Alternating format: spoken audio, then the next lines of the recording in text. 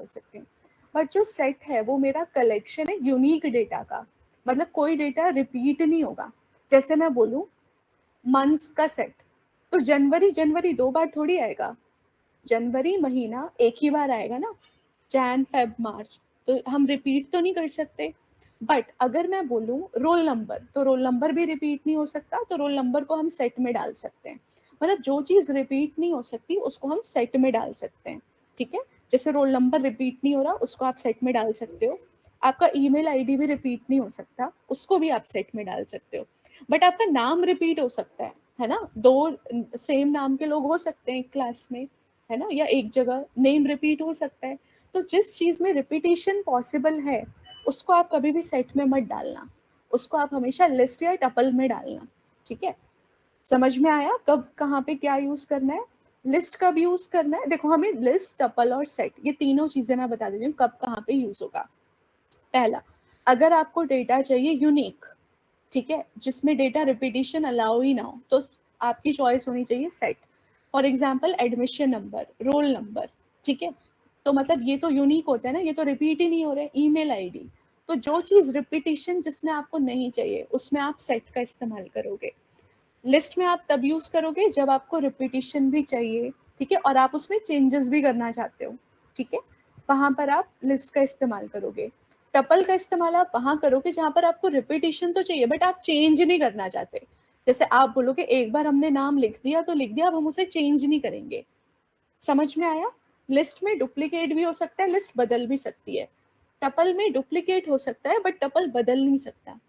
और सेट क्या होता है, सेट बदल सकता है, मगर मगर सेट में बदलाव ना कुछ अलग तरीके से होता है, वो अभी मैं आपको बताऊंगी क्या होता है। सेट जो है उसमें बदलाव हम कर सकते हैं पर हर एक वे में नहीं कर सकते। कौन से चेंजेस हो सकते हैं, कौन से चेंजेस नहीं हो सकते, ठीक है। तो बताओ ये प्रिंसिपल समझ में आ गया, सेट कब यूज करना है, लिस्ट कब यूज करना है और टपल कब यूज करना है। बताओ यहाँ चैट पे टाइप करो, इतना समझ में आया। डिपेंडिंग ऑन द डेटा, कौन से डेटा के साथ हम डील कर रहे हैं, कौन सा डेटा हम सेव कर रहे हैं, वो चॉइस होती है हमारी, ठीक है। If I am saving roll number तो I will prefer set over list and tuple. क्यों? क्योंकि रोल नंबर रिपीटिशन नहीं होता, तो मैं वहां पर सेट यूज करूंगी। अगर मुझे नाम स्टोर करना है तो नाम मैं कभी भी सेट में नहीं डालूंगी, क्योंकि अगर 2 रोहित नाम के लोग हुए तो रोहित नाम रिपीटिशन हो गया, तो वहां पे तो सेट काम नहीं करेगा, ठीक है। तो वहां पर मैं लिस्ट का इस्तेमाल करूंगी। टपल का मैं वहां पर इस्तेमाल करूंगी जहां पे मेरे को चेंजेस ही अलाउ नहीं करने, कि तुमने एक बार डेटा डाल दिया अब तुम उसमें कुछ भी बदलाव नहीं कर सकते, जो एक बार हो गया वो हो गया, ठीक है। टपल में चेंज नहीं कर सकते, हाँ कुछ भी चेंज नहीं कर सकते, एक बार जो आपने बना दिया वो कभी बदलेगा ही नहीं, टपल में ऐसा होता है, ठीक है। तो इस तरह से हम ये डेटा स्ट्रक्चर्स चूज करते हैं अपने लिए, ठीक है। तो अब हम समझते हैं सेट क्या होता है। तो मैं एक नई फाइल बना रही हूँ और उसमें हम पढ़ते हैं सेट के बारे में। तो यहाँ पर हम लिखते हैं पाइथन सेट्स। तो सबसे पहले अगर कोई आपसे पूछे what is a set, set होता क्या है, तो आप बोलोगे set is a collection of unique elements, collection of unique and unordered elements. Unordered का मतलब बताती हूँ क्या होता है, ठीक है। तो हमारा जो सेट है वो कलेक्शन है यूनिक और अनऑर्डर्ड एलिमेंट्स का। जो सेट है वो रिमूव कर देता है duplicate, set removes the duplicate, मतलब सेट जो है वो डुप्लीकेट अलाउ ही नहीं करेगा। अगर आपने डुप्लीकेट डाला तो इसको अपने आप हटा देगा, ठीक है। उसके बाद है जो सेट है वो म्यूटेबल है, सेट्स आर म्यूटेबल। म्यूटेबल का मतलब क्या हुआ, जल्दी चैट पे टाइप करो, म्यूटेबल का क्या मतलब होता है, what is meaning of mutable. It can be changed. Can be, yes, can be changed, modified after it is created, है ना। Mutable means we can modify or change after creation, create करने के बाद आप उसे ओरिजिनल मेमोरी में जाके modify कर सकते हो, ठीक है। अब देखो हमने इंडेक्सिंग पढ़ी, स्लाइसिंग पढ़ी, यहाँ पर इंडेक्सिंग का कोई कॉन्सेप्ट नहीं है। सेट जो है वो अनऑर्डर्ड है। यहाँ देखो अनऑर्डर्ड का मतलब क्या होता है, ऐसा नहीं है कि जो आपने देखो, अगर मैं ऐसे सेट बनाऊं, सेट हम कैसे बनाते हैं, करली ब्रेसेस को यूज करके, ठीक है, सेट हम बनाते हैं करली, ये मैथमेटिक्स में भी होता है, मैथमेटिक्स में भी हम ऐसे ही सेट बनाते हैं करली ब्रेसेस को यूज करके। तो सबसे पहले तो ये समझते हैं कि क्या ये यूनिक एलिमेंट है या नहीं, एक एक करके सारे पॉइंट समझते हैं। तो मान लो मैंने डाल दिया 12, 12, 13, 14, 9, 9, 8। तो देखो मेरा डेटा यहाँ पे रिपीट हो रहा है ना, मैंने 12 दो बार डाला है, 9 भी दो बार डाला है। अब मैं इसको प्रिंट करके देखती हूँ।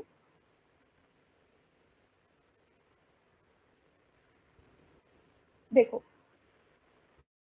तो जब ये सेट प्रिंट हुआ तो इसने डुप्लीकेसी हटा दी। क्यों? क्योंकि set is a collection of unique elements. और आप देखो, मैंने 8 पहले नहीं डाला था, पहले हम मैंने पुराना कोड हटाने एक बार। ये, अच्छा ये वाला, ये जो पुराना आउटपुट है, जी। हाँ मैं एक बार शुरू से कर देती हूँ।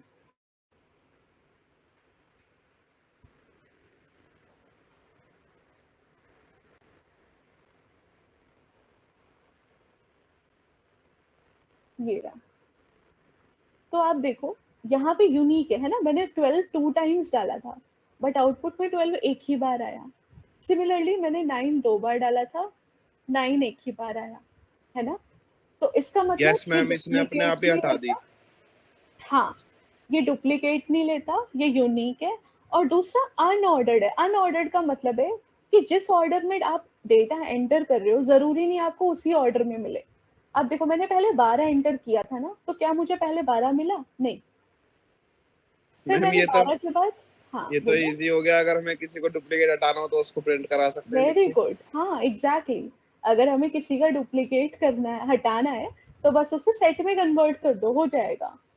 बहुत आसान है, वेरी गुड। ऐसे ही करते हैं हम, जब हमें डुप्लीकेट हटाना होता है तो हम सेट में सीधा उसको कास्ट कर देते हैं, ठीक है, हो जाता है, मैम कम मुझे तो मेहनत लग रहा में है आगे काम। आगे और इजी होता जाएगा। हाँ, ठीक है, इतना समझ में आया। और अनऑर्डर्ड का मतलब क्या हुआ कि जरूरी नहीं कि जिस ऑर्डर में आपने डेटा डाला है आपको उसी ऑर्डर में मिले। अनऑर्डर्ड का मतलब है कोई भी कहीं भी प्रिंट हो सकता है, कोई भी कहीं भी आ सकता है। आप प्रिडिक्ट नहीं कर सकते कि यही पहले आएगा यही बाद में आएगा। बताओ, इसका मतलब समझ में आया अनऑर्डर्ड का। और इसमें ना कोई इंडेक्सिंग भी नहीं होती, क्योंकि इसमें कुछ ऑर्डर ही नहीं है, तो इंडेक्सिंग कहाँ से होगी, है ना। जब इसमें कुछ ऑर्डर ही नहीं है तो इसमें इंडेक्सिंग भी नहीं है कि 12 जीरो पोजीशन पे है, फिर ये 1 पोजीशन पे, ऐसा भी कुछ नहीं है, ठीक है। तो now the good news is कि इंडेक्सिंग हट गई तो स्लाइसिंग भी हट गई। तो इंडेक्सिंग और स्लाइसिंग आपको पढ़नी ही नहीं है सेट में, अच्छी बात है ना, ये टॉपिक हट गया एक इंडेक्सिंग और स्लाइसिंग का। नहीं, अच्छी बात नहीं है। इंडेक्सिंग स्लाइसिंग होती ही नहीं है सेट में। क्यों? क्योंकि इंडेक्स ही सपोर्ट नहीं करता। तो जब इंडेक्स सपोर्ट ही नहीं करता तो ना इंडेक्स हो पाएगा ना स्लाइस हो पाएगा, ठीक है। तो वो जो टॉपिक आप पढ़ रहे थे वो अब आप पढ़ने से बच गए, ठीक है। तो इसमें वो वाली चीज नहीं है, बट इसमें कुछ एडिशनल चीज है जो कि बहुत यस। आसान है, तो वो अब हम सीखते हैं, ठीक है। हम कल तो इतना बड़ा कोड लिखा था आपने डुप्लीकेट हटाने के लिए। नहीं बेटा, वो डुप्लीकेट हटाने वाला नहीं था। अच्छा, वो तो परसों लिखा था। कल वाला जो लंबा यस कोड मैम, था वो तो फर्स्ट। शायद मल्टी लिस्ट वाला था, लिस्ट के अंदर लिस्ट वाला। हाँ एग्जैक्टली, मुझे याद है, मैंने लंबा सा, मैंने कोड ज्यादा हाँ लिखा था। हाँ, वही हाँ वही। हाँ, बट वो बेटा मुश्किल नहीं था। अब जैसे कोई बोल दे कि बिना सेट यूज किए डुप्लीकेट हटाओ, तो फिर वहां पे करना पड़ जाता ना। ठीक है। हाँ, तो अब देखो यहाँ पे ये क्या हुआ, इसने डुप्लीकेट रिमूव कर दिया। अब आते हैं ये म्यूटेबल है कि नहीं है, तो इसको हम धीरे धीरे करके समझते हैं।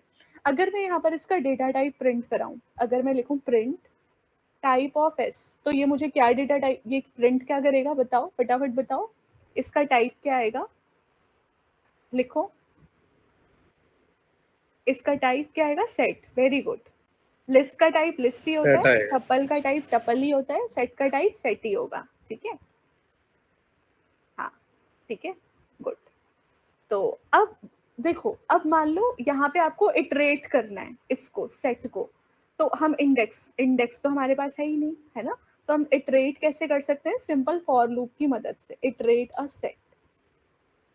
तो हम लिखेंगे for I in S print I, simple.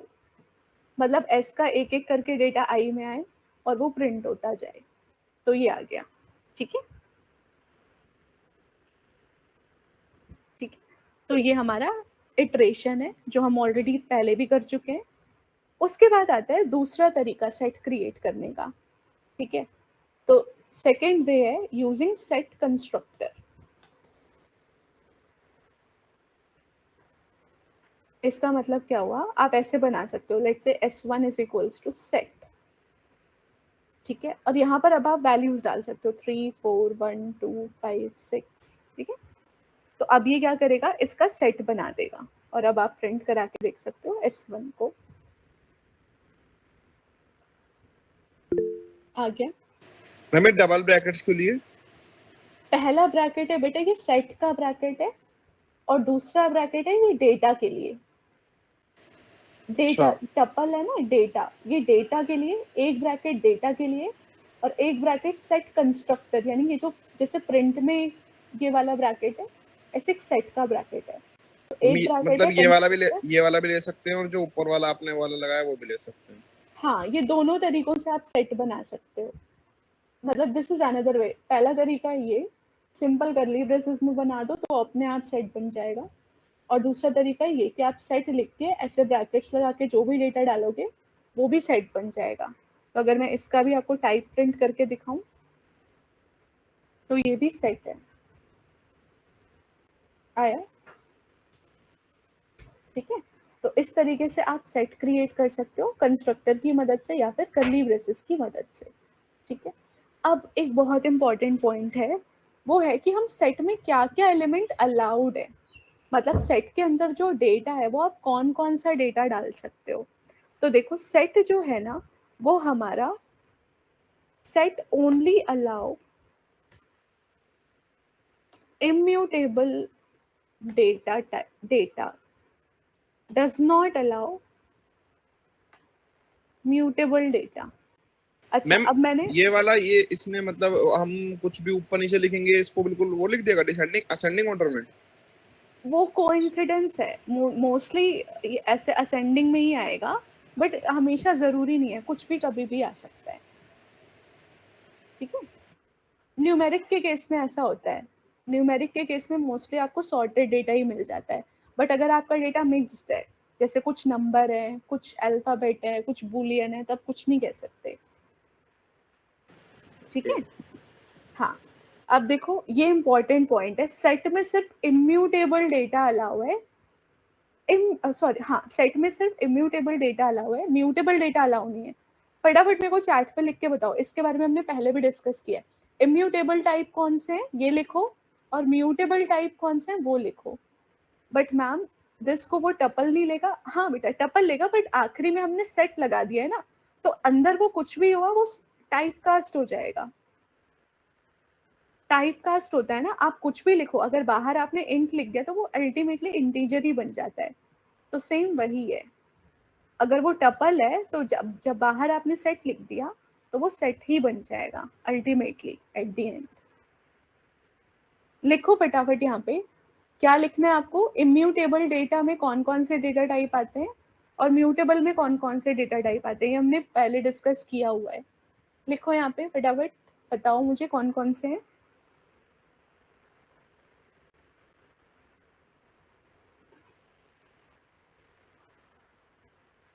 हाँ, म्यूटेबल में है सेट लिस्ट डिक्शनरी, हाँ। और इम्यूटेबल में क्या आता है, इम्यूटेबल के अंदर क्या है, string float tuple int Boolean strings, हाँ हाँ एग्जैक्टली, ठीक है। Int float Boolean tuple string ये सब क्या आते हैं इम्यूटेबल में। तो इसका मतलब ये हुआ कि जो मैं ये सेट बना रही हूँ, ठीक है, मान लो मैंने S2 नाम से, तो मैं जो सेट बना रही हूँ उसमें मैं 12 डाल सकती हूँ, क्यों, क्योंकि 12 इम्यूटेबल है, इंटीजर है। मैं एक स्ट्रिंग डाल सकती हूँ, क्यों, क्योंकि इम्यूटेबल है। फिर मैं एक बूलियन डाल सकती हूँ, क्यों, इम्यूटेबल है, ये अलाउ है। फिर मैं एक टपल भी डाल सकती हूँ, क्यों, क्योंकि टपल भी इम्यूटेबल है, ठीक है।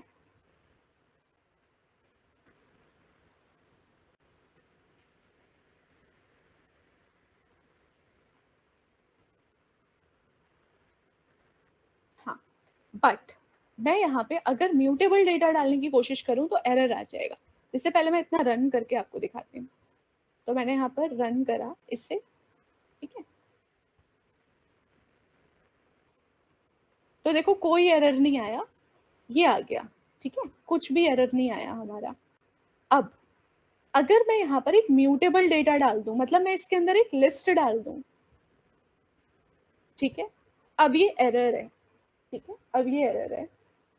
क्यों? ये बोल रहा है अनहैशेबल टाइप लिस्ट, क्योंकि लिस्ट अलाउ ही नहीं है। क्यों अलाउ नहीं है? क्योंकि सेट का रूल है, सेट में सिर्फ इम्यूटेबल डेटा जाता है, सेट में ऐसा कोई डेटा नहीं जाता जो म्यूटेबल हो। तो देखो ये भी नहीं गया। और अगर मैं यहाँ पर सेट डाल दूं, ठीक है, तो भी नहीं आया। क्यों? क्योंकि सेट भी मेरा क्या है, म्यूटेबल। सेट म्यूटेबल है इसलिए सेट भी अलाउ नहीं हुआ, लिस्ट म्यूटेबल है इसलिए लिस्ट भी अलाउ नहीं हुआ। ठीक है, आया समझ में? ये वाला पॉइंट समझ में आया? प्लीज बताओ। अगर आप ऐसा डेटा डाल रहे हो जो इम्यूटेबल है तो वो ले लेगा सेट, बट इम्यूटेबल टाइप का डेटा नहीं लेगा। ये समझ में आया ये वाला पॉइंट सबको? हाँ, तो ऐसा नहीं है कि हम सेट में अपनी मर्जी से कुछ भी डाल सकते हैं, हम सेट में सिर्फ वो डेटा डाल सकते हैं जो इम्यूटेबल है। ठीक है, अब आता है एम्प्टी सेट कैसे बनाएंगे। तो देखो यहाँ पे थोड़ा सा अलग तरीका है। अगर मेरे को एक एम्प्टी सेट बनाना है, जैसे मान लो मेरे को एक एम्प्टी लिस्ट बनानी है, तो बताओ ऐसे लिखते थे तो एम्प्टी लिस्ट बन जाती थी, है ना। अगर मैं इस तरह से लिख दूं तो ये एम्प्टी लिस्ट बना देगा, अगर मैं इस तरह से लिख दूं तो ये एम्प्टी टपल बना देगा। बट अगर मैं इस तरीके से लिख दूं, ठीक है, और अब मैं इसको print कराऊं, type,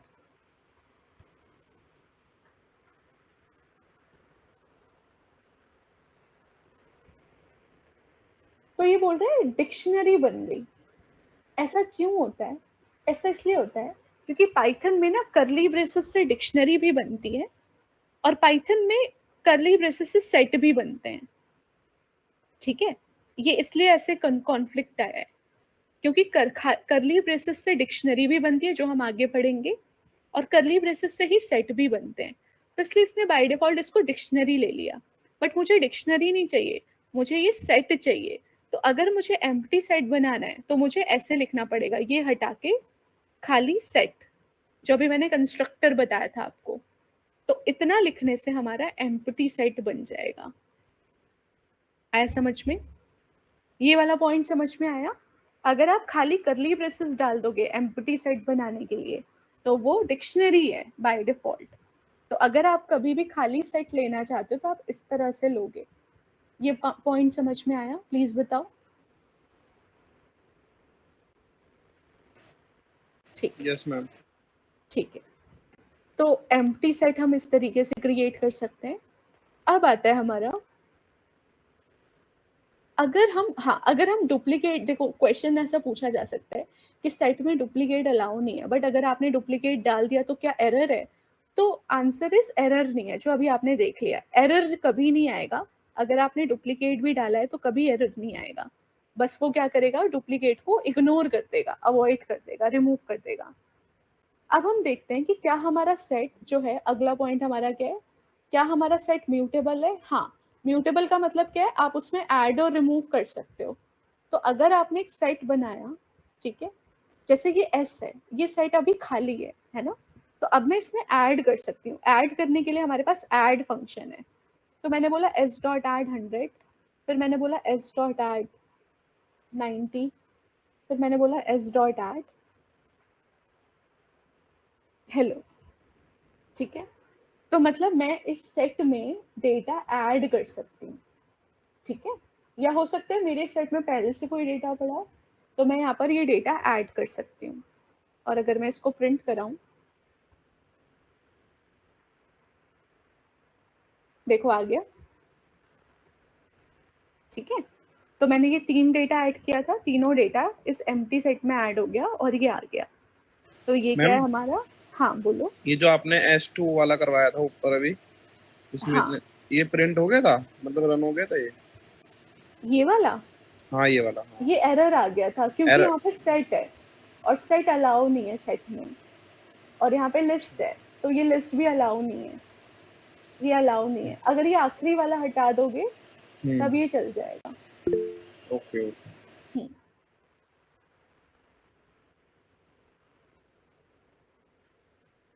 add function only set में कैसे है? हाँ हाँ हाँ, ऐड फंक्शन सिर्फ सेट में चलेगा, ठीक है।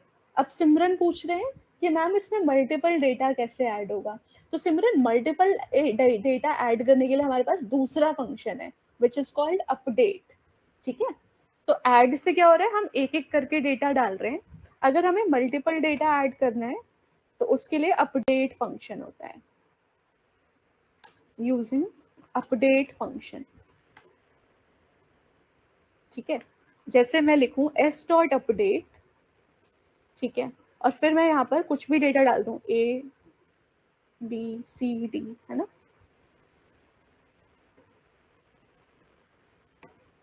तो अब अगर मैं इस s को प्रिंट कराऊं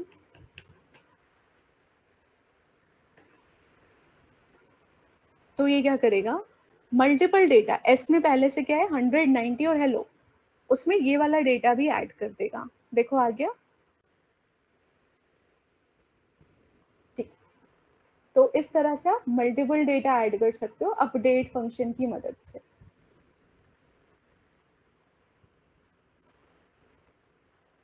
उसके बाद आता है कि अगर हमें डेटा डिलीट करना है तो डेटा डिलीट करने के हमारे पास फंक्शन है यहाँ पे डिस्कार्ड, ठीक है।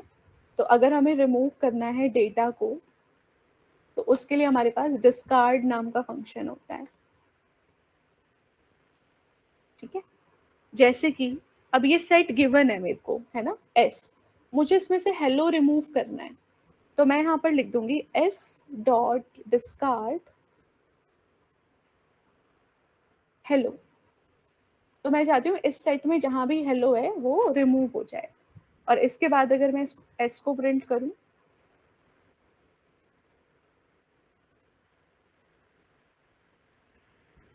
देखो हेलो हट गया, ठीक है। तो अगर आपको सेट में कुछ भी ऐड करना है तो उसके लिए हमारे पास होता है ऐड और अपडेट, और अगर हमारे को रिमूव करना है तो उसके लिए हमारे पास होता है रिमूव और डिस्कार्ड। तो देखो रिमूव और डिस्कार्ड सेम है, ठीक है। यहाँ भी क्या होता है, जैसे आपने डिस्कार्ड किया ऐसे आप रिमूव भी कर सकते हो, ठीक है। दोनों फंक्शंस यहाँ पर यूज होंगे। अब जैसे मान लो मैं यहाँ पे ए को डिलीट करना चाहूँ कि भाई ए को डिस्कार्ड कर दो,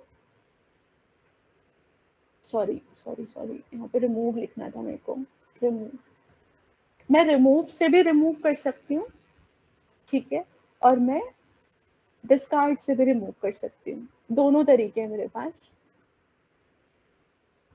देखो हो गया, ए रिमूव हो गया और इधर से हेलो रिमूव हो गया, ठीक है। तो डिस्कार्ड करने के हमारे पास रिमूव करने का एक डिस्कार्ड फंक्शन है और एक रिमूव फंक्शन है, ठीक है। और हम ना पॉप का भी इस्तेमाल कर सकते हैं, ठीक है, और हम पॉप का भी इस्तेमाल कर सकते हैं। पॉप क्या करेगा, पॉप में यूजुअली हम इंडेक्स देते थे, याद है, ये याद है सबको, पॉप में हम इंडेक्स देते थे लिस्ट में, टपल में। अगर हम पॉप में कुछ नहीं लिख रहे तो आखिरी एलिमेंट डिलीट हो रहा है, बट यूजुअली हम पॉप में इंडेक्स देते थे। बट यहाँ पर क्या है, यहाँ पे तो इंडेक्स होता ही नहीं है, तो पॉप क्या करेगा, अपनी मर्जी से कोई सा भी एलिमेंट, क्योंकि मुझे क्या पता लास्ट एलिमेंट क्या है, हम नहीं बता सकते ना पहला क्या है आखिरी क्या है। तो आप अगर एस डॉट पॉप लिख दोगे तो ये अपनी मर्जी से कोई भी डेटा उठा के डिलीट कर देगा, ठीक है। और पॉप क्या करता है, वो ये रिटर्न भी करता है किसने क्या डिलीट किया है। तो अगर आप उसको प्रिंट कराओ ऐसे तो वो बता देगा कि कौन सा एलिमेंट डिलीट हुआ है।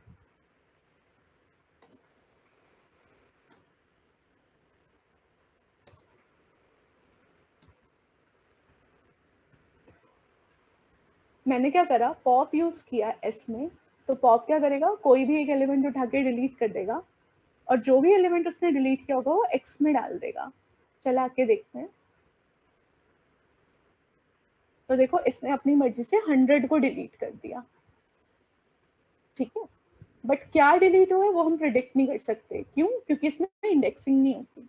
तो कौन सा मैम पहला है यस कौन मैम, सा इसने आखिरी शुरू है? वाला डिलीट कर दिया। हाँ, ये जरूरी नहीं बेटा शुरू वाला ही हो, ये कुछ भी कर सकता है।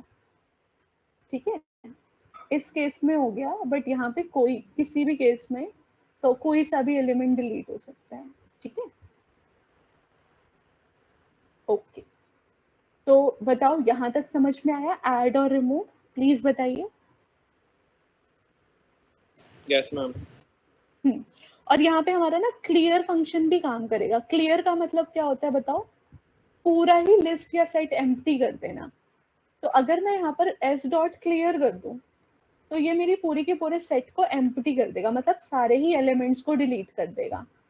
ठीक है, क्लियर क्या करेगा? आपका पूरा सेट एम्प्टी कर देगा। ये देखो आ गया, पूरा सेट ही खाली हो गया आखिरी में। तो एम्प्टी सेट इस तरह से प्रिंट होता है। ठीक है, क्योंकि हमने क्लियर फंक्शन लगा दिया। तो क्लियर फंक्शन ने क्या किया? सबको एक साथ डिलीट कर दिया। ठीक है, अब आप बोलोगे कि डिस्कार्ड और रिमूव में फर्क क्या है? देखो, डिस्कार्ड और रिमूव एक ही जैसा है ना, इसने भी रिमूव कर दिया और इसने भी रिमूव कर दिया। ठीक है, बट अब इसमें ना प्रॉब्लम क्या है, मतलब डिफरेंस पूछा जाता है। आप लोगों के दिमाग में नहीं आया डिफरेंस पूछना मुझसे कि मैम जब ये दोनों एक ही यस मैम। काम कर रहे हैं तो फिर इनमें फर्क क्या है ना? देखो फर्क क्या है, इसको समझो। तो सपोज करो मैं डिस्कार्ड कर रही हूँ let's say x Y Z को। अब एक्स वाई जेड तो है ही नहीं। क्या मेरे सेट में कहीं एक्स वाई जेड है? नहीं, यहाँ भी नहीं है, यहाँ भी नहीं है, यहाँ भी नहीं है, कहीं भी नहीं है। ठीक है, और अब अगर मैं बोलूँ इसको डिलीट कर दो तो देखना कोई एरर नहीं आएगा और कुछ डिलीट भी नहीं होगा। कोई एरर आया मेरे प्रोग्राम में? नहीं। क्यों? क्योंकि ये एग्जिस्ट नहीं कर रहा, तो उसने कुछ डिलीट ही नहीं किया और ना ही उसने कुछ एरर दिया। बट यही काम अगर मैं रिमूव से करती, यही काम अगर मैं रिमूव से करती कि एक्स वाई जेड को रिमूव कर दो, तो ये एरर देगा। ये बोलेगा एक्स वाई जेड है ही नहीं। समझ में आया डिफरेंस? तो रिमूव एरर दे देगा कब? जब जिस चीज को आपको रिमूव करना है वो एग्जिस्ट ही नहीं कर रही है। बट डिस्कार्ड जो है वो एरर नहीं देगा। अब डिफरेंस समझ में आया? प्लीज बताओ, डिफरेंस आया समझ में? हाँ, तो रिमूव एरर दे देगा कब? जब वो एलिमेंट एग्जिस्ट ही नहीं कर रहा, जी तो वो मैम, बोलेगा एरर मैं दे डिलीट देगा। किसको करूँ। हाँ, बट जो डिस्कार्ड है वो आपको एरर नहीं देगा, वो डिलीट भी नहीं करेगा क्योंकि है ही नहीं, और वो एरर भी शो नहीं करेगा। ये डिफरेंस होता है। अब आते हैं सेट ऑपरेशंस पे। ठीक है, अब बेटा हम ना मॉडिफाई नहीं कर सकते एक बार जो डाल दिया उसको। उसका रीजन ये है, जैसे मान लो मैं बोलूं कि आप एक ही जगह एक्स डाल दो, तो यूजुअली क्या होता है हम लोग ऐसे लिखते हैं कि जीरो इंडेक्स पे ये डाल दो, है ना? ऐसे लिखते हैं हम। जब हमें मॉडिफिकेशन करना होता है तो हम यही मॉडिफिकेशन में हम यही तो बताते हैं कि आपको क्या करना है। बहुत सारे, जब हमें किसी चीज को मॉडिफाई करना हो तो हम उसको उसके इंडेक्स से मॉडिफाई करते हैं ना। जैसे मान लो मेरे पास कोई लिस्ट है, मैं चाहती हूँ उस लिस्ट के 0 पोजीशन पे 5 आ जाए, तो मैं इस तरह से लिखूंगी। बट ये मॉडिफिकेशन आप सेट में नहीं कर सकते। क्यों? क्योंकि सेट में इंडेक्स ही नहीं है। जैसे अगर मैं बोलूँ 100 को हटा के 90 कर दो, तो कैसे करोगे? क्योंकि आपको तो 100 का इंडेक्स ही नहीं पता।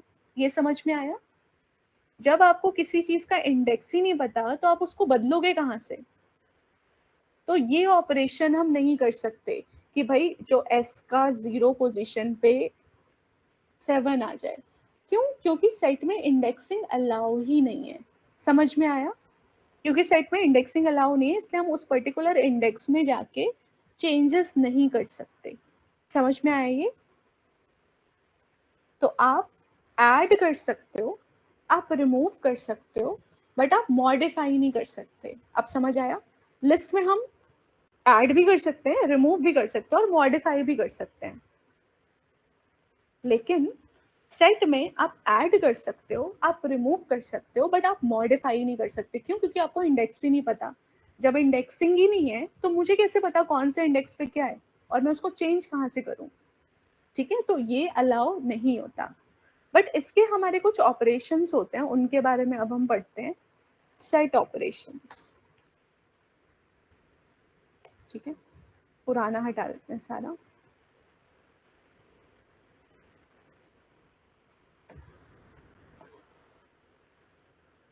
तो सेट ऑपरेशंस में पहला ऑपरेशन है union of a set. Union, union का मतलब क्या होता है? जोड़ देना। ठीक है, यूनियन मतलब होता है जोड़ देना। फॉर एग्जाम्पल, अगर सेट में है जैन फेब, ठीक है, और अगर S2 में है नवंबर दिसंबर, ऐसे नवंबर दिसंबर, ठीक है। तो अगर मैं यूनियन, यानी मैं चाहती हूँ मैं एक नया सेट बनाऊं जिसमें S1 का भी कंटेंट आ जाए और S2 का भी कंटेंट आ जाए, ठीक है। तो मैं ऐसे लिखूंगी, यहाँ पे मैं एक नया सेट बनाऊंगी और मैं यहाँ पर लिखूंगी S1 डॉट यूनियन S2, ऐसे। इसका मतलब यूनियन मतलब इन दोनों को जोड़ के, इन दोनों को जोड़ के एक तीसरा सेट बन जाए।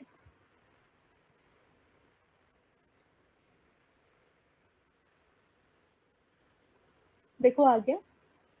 तो पहले का कंटेंट भी आ गया और दूसरे का कंटेंट भी आ गया, ठीक है। This is called union. और यूनियन ये वाला काम आप इस तरह से भी कर सकते हो।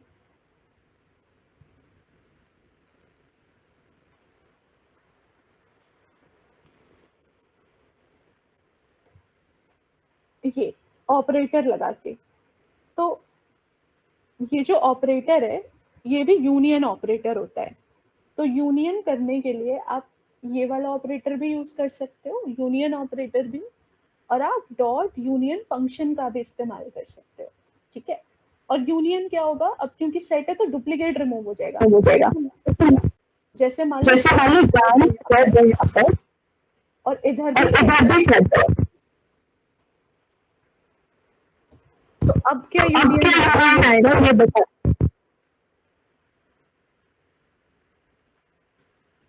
प्लीज आंसर चैट पे लिखना। जैन फेब कॉनकैट जैसा है। हाँ हाँ काव्या, कॉनकैट जैसा है, बिल्कुल कॉनकैट की तरह है, ये कॉनकैट जैसा काम करेगा। इसका आंसर लिख के बताना। अगर इसमें जैन फेब है और इसमें फेब नवंबर दिसंबर, आउटपुट क्या आएगा इसका?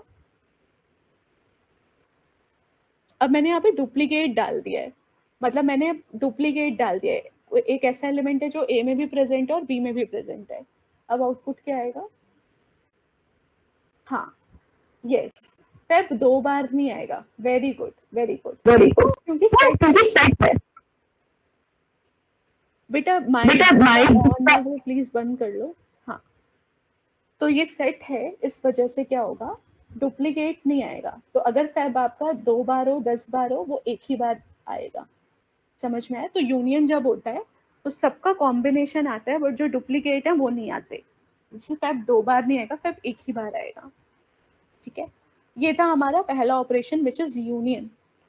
दूसरा हम करते हैं इंटरसेक्शन। इंटरसेक्शन बोलता है common element among two sets, ठीक है। तो अब इन दोनों में कॉमन क्या है? इन दोनों में कॉमन है फेब, है ना। फेब एक ऐसा एलिमेंट है जो पहले सेट में भी है और जो दूसरे सेट में भी है, तो इसको बोला जाता है इंटरसेक्शन। तो इसका इस्तेमाल हम कहाँ कर सकते हैं? जैसे मान लो मैंने आपको बोला कि एक लिस्ट में है 1 से लेके 100 तक और दूसरी लिस्ट में नंबर है फॉर एग्जाम्पल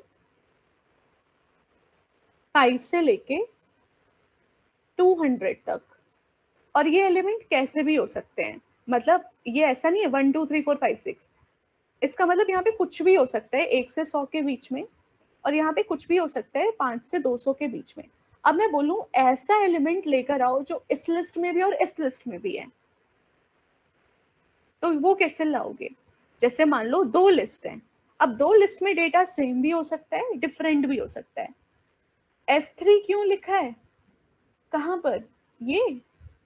ये बेटा एक नया सेट है जिसके अंदर रिजल्ट आ जाएगा, ठीक है। हाँ, मेरा क्वेश्चन समझो, इंटरसेक्शन का मतलब क्या है? एक लिस्ट है जिसमें बहुत सारे नाम है, दूसरी लिस्ट है, ये देखो इसका एक प्रैक्टिकल एग्जांपल बताती हूँ। जैसे एक्सेल है ना। इंटरसेक्शन का एक बहुत अच्छा एग्जाम्पल बताती हूँ। तो मान लो मेरी क्लास में ना 20 बच्चे हैं, तो मैंने यहाँ पर ना डे 1 में उन बच्चों के नाम लिखे जिन बच्चों ने मेरी पहले दिन की क्लास अटेंड करी है, तो यहाँ पे उनके नाम आ जाएंगे। फिर मैं डे 2 में भी उन बच्चों के नाम डालूंगी जिन्होंने दूसरे दिन की क्लास अटेंड करी है। ऐसे मैं डे 3 में उन बच्चों के नाम डालूंगी जिन्होंने तीसरे दिन की क्लास अटेंड करी है। अब कोई मुझसे पूछे ऐसे स्टूडेंट्स बताओ जो जिन्होंने डे 1 पे भी क्लास करी है, 2 पे भी करी है, 3 पे भी करी है, ये कैसे लेके आओगे आप? दिस इज कॉल्ड इंटरसेक्शन, कि वो स्टूडेंट्स जो डे 1 में भी प्रेजेंट हैं, डे 2 में भी हैं, डे 3 में भी, मतलब जो कॉमन है तीनों में, वो होता है इंटरसेक्शन। समझ में आया? तो अगर मुझे ये प्रॉब्लम सॉल्व करनी है कि इसमें कुछ स्टूडेंट्स हैं, इसमें कुछ आए, इसमें कुछ आए, अब मैं एक एक करके थोड़ी देखूंगी इसमें कौन है, इसमें कौन है, इसमें कौन है, नहीं ना। तो मैं यहाँ पे कोई फॉर्मूला लगाऊंगी अगर मैं एक्सेल यूज कर रही हूँ तो, ठीक है। और अगर मैं पाइथन का यूज कर रही हूँ तो मैं इंटरसेक्शन का इस्तेमाल कर लूंगी, ठीक है। तो इंटरसेक्शन बेसिकली क्या होगा, कॉमन क्या है दोनों में। तो अब जैसे इन दोनों में कॉमन क्या है, इन दोनों में कॉमन है फेब। तो अगर मैं यहाँ पर इंटरसेक्शन लिखूं, मैं यहाँ पर एक S3 एक नया सेट बनाऊं और मैं यहाँ पर लिखूं S1 डॉट इंटरसेक्शन S2, तो इसका मतलब S1 और S2 के में जो भी कॉमन होगा वो आ जाएगा।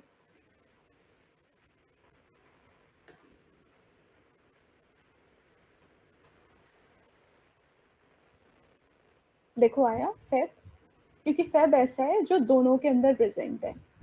समझ में आया इंटरसेक्शन? प्लीज बताओ, यूनियन और इंटरसेक्शन ये दोनों समझ में आए? ठीक है। अब देखो इंटरसेक्शन जो है, इंटरसेक्शन को हम एक और तरीके से कर सकते हैं, विच इज यूजिंग एंड। ये सब आप ध्यान रखना, एंड की मदद से भी हम इंटरसेक्शन लिख सकते हैं इस तरीके से, ठीक है। तो ये एंड जो है, ये और ये इंटरसेक्शन, ये दोनों बराबर ही हैं।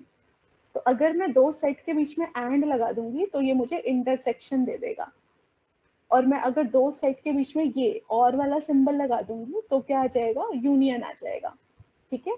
तो आप सिंबल की मदद से भी कर सकते हो और आप ऐसे भी कर सकते हो, ठीक है। इसके बाद आता है डिफरेंस, ठीक है।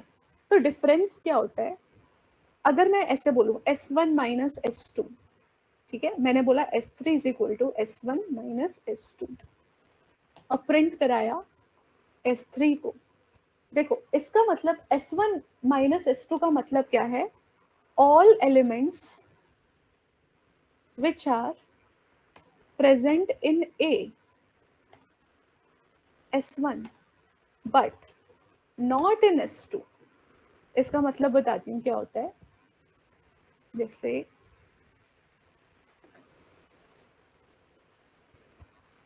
यहाँ पर मैं लेती हूँ जैन फेब मार्च अप्रैल, और यहाँ पे लिखती हूँ फेब नवंबर दिसंबर अप्रैल, ठीक है। और इसे करते हैं कमेंट, इसको हटाते हैं।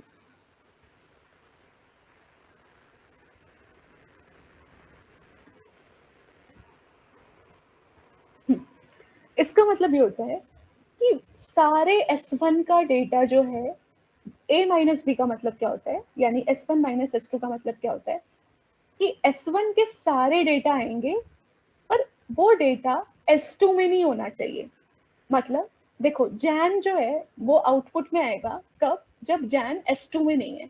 तो क्या जैन दूसरे सेट में है? नहीं, तो आउटपुट में आएगा जनवरी। फिर फेब को चेक करेगा, क्या फेब इसमें है दूसरे सेट में? हाँ, तो फेब नहीं आएगा। ये देखो लिखा है कि जो S1 में तो है बट S2 में नहीं है, तो जैन S1 में है बट S2 में नहीं है, तो जैन आएगा। फेब S1 में भी और S2 में भी है, तो वो भी नहीं आएगा। मार्च S1 में है बट S2 में नहीं है, तो मार्च आएगा। और अप्रैल S1 में भी और S2 में भी है, तो वो नहीं आएगा। समझ में आया? मतलब जो डेटा दोनों में है वो नहीं आएगा, बट जो डेटा सिर्फ S1 के अंदर है वो आएगा। ये समझ में आया डिफरेंस या दोबारा समझाऊं? अब ये देखो, इसका आंसर आएगा सिर्फ जनवरी और मार्च। बताओ समझ में आया डिफरेंस? यूनिक डेटा आएगा, यूनिक डेटा नहीं बेटा, यूनिक का तो मतलब है डुप्लीकेट नहीं, वो अलग चीज हो गई यूनिक। ये समझ में आया ये वाला? मैम हाँ बोलो। मैम ये जो आपने प्रिंट S3 करवाया था ऊपर, S3 equals to S1 concat का कहाँ पे बेटा, ये वाला किधर? concat वाला। हाँ, इसमें हम फेब्रुअरी आ रहे हैं ना बस। हाँ क्योंकि हम वो क्यों इसमें, आया, हाँ फेब्रुअरी क्यों आया, मतलब समझ नहीं आया क्योंकि इसका। फेब्रुअरी इसमें भी है और इसमें भी है, मतलब कॉमन इनमें क्या है? अच्छा अच्छा अच्छा अच्छा, जो जो हाँ चीज कॉमन होगी दोनों में वो हाँ निकालते हैं। हाँ, जो कॉमन है, जो इन दोनों में कॉमन है वो आ जाएगा। ठीक है। हाँ, अब मेरे को इसमें बताओ, S1 माइनस S2 का मतलब S1 का डेटा आना चाहिए, S2 का नहीं। S1 माइनस S2 का मतलब जो पहले लिखा है, पहले क्या लिखा है S1, मतलब S1 का सारा डेटा आएगा, लेकिन वो डेटा S2 में नहीं होना चाहिए। जैसे जैन है तो जैन S2 में नहीं है तो जैन आएगा, फेब S2 में है इसलिए फेब नहीं आएगा, मार्च S2 में नहीं है इसलिए मार्च आएगा, अप्रैल S2 में है इसलिए नहीं आएगा। देखो यहाँ पे लिखा भी है, all elements which are present is in S1 but not in S2, यानी जो इसमें तो है बट इसमें नहीं है। ठीक है। और इसका एक सबसे अच्छा तरीका क्या है, सबसे अच्छा तरीका है कि आप ना इंटरसेक्शन निकाल लो इनका। तो S1 और S2 का इंटरसेक्शन क्या आ रहा है, लिख के बताओ। अगर आपको ये डिफरेंस ऐसे भी नहीं समझ में आया तो इसका एक और तरीका है। एक और तरीका क्या है, आप इन दोनों का इंटरसेक्शन निकाल लो। लिख के बताओ इन दोनों का इंटरसेक्शन क्या आएगा। अगर मैं S1 और S2 का इंटरसेक्शन कर दूंगी तो क्या आउटपुट आएगा, फेब और अप्रैल। हाँ, तो अब क्या करो, S1 का सारा डेटा लिख दो फेब और अप्रैल को छोड़ के। मतलब अब जो आउटपुट है वो S1 का सारा डेटा आ जाएगा एक्सेप्ट फेब एंड अप्रैल। जो इंटरसेक्शन वाला डेटा है उसको हटा दो और उसके बाद जो बच गया वो आ जाएगा डिफरेंस। अब समझ में आया? समझ में आया प्लीज बताओ। S1 माइनस S2 समझ में आया? क्या करो, पहले इंटरसेक्शन निकालो, S1 में से वो कैंसिल कर दो जो इंटरसेक्शन आया, और उसके बाद बाकी जो बच गया वो लिख दो। ठीक है। जैसे S1 का सारा डेटा लिख दो, बस उनको काट दो जो, जैसे यही आउटपुट मान लो यही आएगा। ठीक है। जो S1 है वही आउटपुट है, बट इसमें से वो हटा दो जो इंटरसेक्शन है। जैसे इंटरसेक्शन में क्या आ रहा है फेब, इसको हटा दो, और इंटरसेक्शन में क्या आ रहा है अप्रैल, सॉरी हाँ अप्रैल, इसको हटा दो, क्या बच गया, जैन और मार्च, यही हमारा आउटपुट आ जाएगा। ठीक है। अब देखो, अब अगर हम ऐसा करें S2 माइनस S1, उल्टा। ठीक है। अगर हम ऐसे लिखें S2 पहले और S1 बाद में, अब क्या होगा, अब इसका मीनिंग चेंज हो जाएगा। अब इसका मीनिंग है all elements which are present in S2 but not in S1। Again क्या करो, इंटरसेक्शन निकालो। इसका मतलब S2 पहले है ना, तो इसका मतलब आउटपुट में S2 के एलिमेंट्स आएंगे, बट वो नहीं आएंगे जो कॉमन है। कॉमन क्या है, फेब, इसको हटा दो, और कॉमन क्या है, इसको हटा दो, क्या बच गया, नवंबर और दिसंबर। तो इसका आउटपुट आएगा नवंबर दिसंबर। समझ में आया? मैम हाँ बोलो। ये फरवरी और अप्रैल तो हट गए, बट जैन और मार्च बचा फिर। हाँ एग्जैक्टली exactly. तो जो कॉमन है ना उनको काट दो, कैंसिल कर दो, तो क्या बट बच नीचे गया, वाले में मैम, बट नीचे वाले में नवंबर और दिसंबर नीचे भी तो वाले में बचा है। इसलिए आ रहा है क्योंकि मैंने S2 पहले लिख दिया और S1 बाद में लिखा है। तो इस जो पहले लिखा होता है ना उसका कंटेंट आता है। जैसे अच्छा मैंने अगर S1 पहले लिखा है तो S1 का कंटेंट आएगा हाँ, कॉमन S1 पे हटा यार। के। हाँ, और अगर मैं S2 पहले लिख दूंगी तो S2 का कंटेंट आएगा कॉमन हटा के। अब समझ में आया? तो S2 का ही कंटेंट आएगा कॉमन हटा के। कॉमन क्या है, फेब और बेसिकली ये अप्रैल। वर्क क्या कर रहा है, कहाँ पर? मतलब ये वाला जो ये फॉर्मूला ये वर्क क्या कर रहा है। ये बेटा दोनों में डिफरेंस बता रहा है। जैसे मेरे को ये जानना है कि कौन से ऐसे बच्चे हैं जो डे 1 पे तो थे पर डे 2 में नहीं थे, है ना। तो ये डिफरेंस हो गया। इस तरीके से अगर मैं बोल रही हूँ, है ना, कि ऐसे बच्चे लो बताओ जिन्होंने सिर्फ डे 1 की क्लास अटेंड करी है, ऐसे बोलूँ मैं। जैसे यहाँ पे है मान लो, ठीक है, जैसे यहाँ पे है मान लो सुमित, फिर है अमित, ठीक है, और फिर है लेट्स से साक्षी, और डे 2 में है साक्षी। तो अब मैं आपको बोलूं ऐसे कौन से स्टूडेंट्स हैं जो सिर्फ डे 1 पे प्रेजेंट थे, सिर्फ और सिर्फ डे 1 पे प्रेजेंट थे। तो आप क्या बोलोगे? सुमित और अमित। क्यों? क्योंकि आपने कॉमन हटा दिया। तो जब आपने जी कॉमन मैम। हटा दिया तो वही तो बचे जो सिर्फ डे 1 में थे। मतलब मुझे ये जानना है ऐसे कौन से स्टूडेंट्स थे जिन्होंने सिर्फ डे 1 में ही अटेंड किया है ना। अब जैसे हाँ, साक्षी है तो साक्षी ने तो डे 1 पे भी अटेंड किया, डे 2 पे भी अटेंड किया, तो ये डेटा में नहीं जो आएगा। मैम तो डे 2 में होंगे और जो डे 1 में होंगे वो कॉमन हट जाएंगे, बाकी जो बचेंगे हाँ, वही। एग्जैक्टली हाँ। तो जो कॉमन हट गए वो क्या हुए? कॉमन वो बच्चे हुए इंटरसेक्शन। अगर आपको ऐसा चाहिए जिन्होंने डे 1 में भी अटेंड किया और डे 2 में भी अटेंड किया, है ना, तब आप क्या यूज करोगे? इंटरसेक्शन। अब आपको ये जानना है ऐसे कौन से स्टूडेंट्स हैं जो सिर्फ और सिर्फ डे 1 में आए हैं, ठीक है, और जो डे 2 में आए ही नहीं। तो फिर सुमित और अमित कैसे निकालोगे? क्योंकि सुमित और अमित ऐसे स्टूडेंट्स हैं जो सिर्फ डे 1 में आए, डे 2 में आए ही नहीं। तो मैम ये कैसे इंटरसेक्शन निकलेगा? वाला दोबारा बताने को। इंटरसेक्शन मतलब जो दोनों में कॉमन है।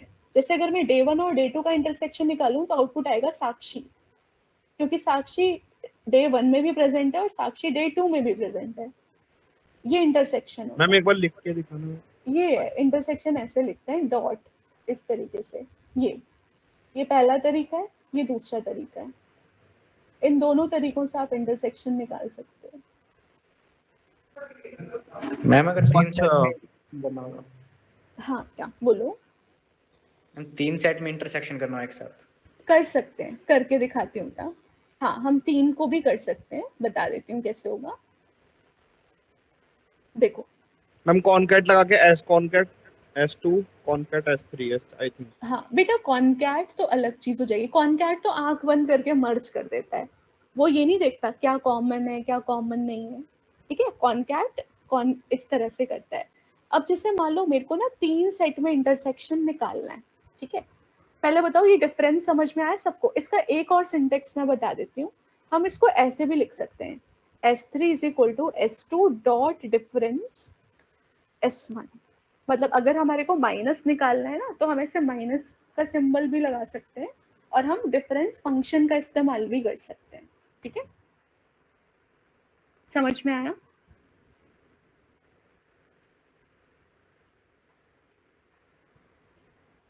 प्लीज बताओ, यूनियन, इंटरसेक्शन और क्या बचा हमारा? डिफरेंस। ये समझ में आया कि a माइनस बी और b माइनस a अलग कैसे है? ऐसा नहीं कि a माइनस बी करेंगे तो सेम आएगा और अगर b माइनस a करेंगे तो सेम आएगा।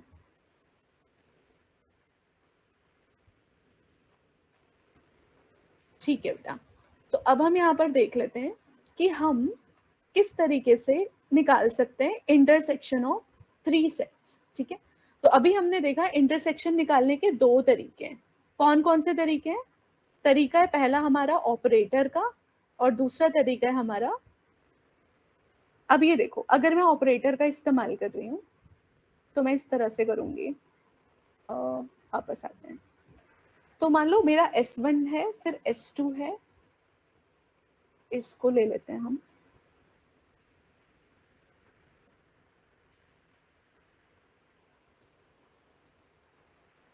ठीक है। और मान लो S3 है, अप्रैल और जुलाई, ठीक है। अब मैंने यहाँ पर लिखा रिजल्ट। अगर मैं ऐसे लिख दूं S1 intersection S2 intersection S3, ठीक है। और अब अगर मैं इस रिजल्ट को प्रिंट कराऊं, ठीक है,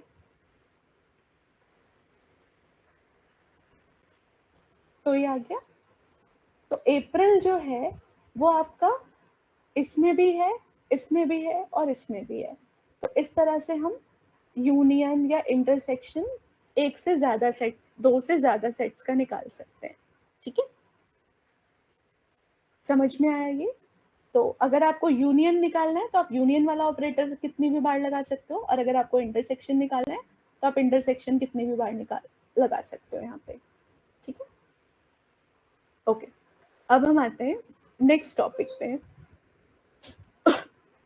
तो अब हमारा अगला है सिमेट्रिक डिफरेंस। ठीक है, सिमेट्रिक डिफरेंस क्या होता है ये बता देती हूँ। सिमेट्रिक डिफरेंस का ना एक फॉर्मूला होता है। सिमेट्रिक डिफरेंस का फॉर्मूला होता है S1 minus S2 union S2 minus S1। ठीक है, बहुत आसान है, बहुत आसान है, बताती हूँ कैसे। देखो, अगर मैं आपको बोलूं सिमेट्रिक डिफरेंस प्रिंट कराओ,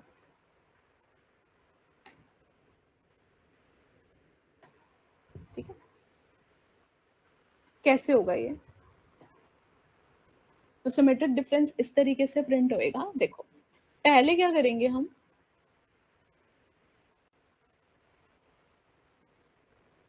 पहले क्या करेंगे हम, एक सेकेंड।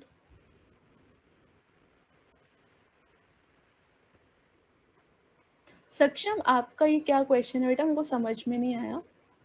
मैम, अगर S3 में अप्रैल ना होता तो क्या एरर देता? नहीं बेटा, एम्प्टी सेट आ जाता। ठीक है आदर्श, अगर कुछ भी कॉमन नहीं है तो एम्प्टी सेट आ जाएगा, एरर नहीं आएगा। हाँ, और मैम ये हमने वो निकाल लिए जो 3 दिन आए हैं, बट जो 3 दिन नहीं आए वो कैसे निकालेंगे? मतलब बेटा इसका बताना मेरे को, है ना? ओके, तो अब हम यहाँ देखते हैं सिमेट्रिक डिफरेंस का मतलब क्या होता है। सिमेट्रिक डिफरेंस का ना ये फॉर्मूला है। फॉर्मूला बोलता है पहले S1 माइनस S2 निकालो, फिर S2 माइनस S1 निकालो, और जो दोनों का आंसर आया उन्हें जोड़ दो। मुझे बताओ S1 माइनस S2 क्या आएगा, जल्दी यहाँ पे। What is S1 minus S2? अभी हमने किया है थोड़ी देर पहले।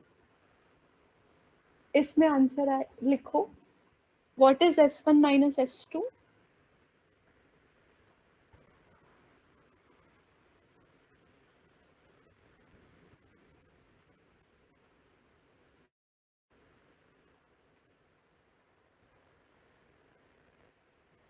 दोनों लिखना, S1 माइनस S2 का भी आंसर लिखो, और S1 माइनस, हाँ, जनवरी और मार्च। तो ये आया क्या, जनवरी और मार्च, है ना? जनवरी और मार्च। यूनियन फॉर्मूले के हिसाब से यूनियन क्या करना है, S2 माइनस S1। तो what is S2 minus S1? नवंबर और दिसंबर, अभी हमने सीखा। ठीक है, तो अब इन्हें जोड़ दो तो क्या आ जाएगा, इन्हें जोड़ देंगे तो सारा डेटा आ जाएगा, है ना, जो कॉमन नहीं है वो, यानी जैन, मार्च, नवंबर, दिसंबर, यही होगा इन दोनों का यूनियन। तो ये हमारा है सिमेट्रिक डिफरेंस। सिमेट्रिक डिफरेंस क्या होता है, एक तरह से डुप्लीकेट को हटा देता है दोनों में से, और पहले सेट का भी डेटा आ जाएगा और दूसरे का भी आ जाएगा, पर जो डुप्लीकेट है ना वो एक बार भी नहीं आएगा। समझ में आया? आप फॉर्मूले से करना चाहो फॉर्मूला लगा के कर सकते हो, नहीं तो आप क्या करो, जो कॉमन है ना उनको पूरा इग्नोर कर दो। जैसे फेब को यहाँ से भी इग्नोर कर दो, यहाँ से भी इग्नोर कर दो, अप्रैल को यहाँ से भी इग्नोर कर दो, यहाँ से भी इग्नोर कर दो, और दोनों में क्या क्या बच गया वो लिख दो। यहाँ पे बच गया जैन मार्च, यहाँ पे बच गया फेब, सॉरी यहाँ पे बच गया नवंबर दिसंबर। तो इसका आउटपुट आ जाएगा जैन मार्च नवंबर दिसंबर।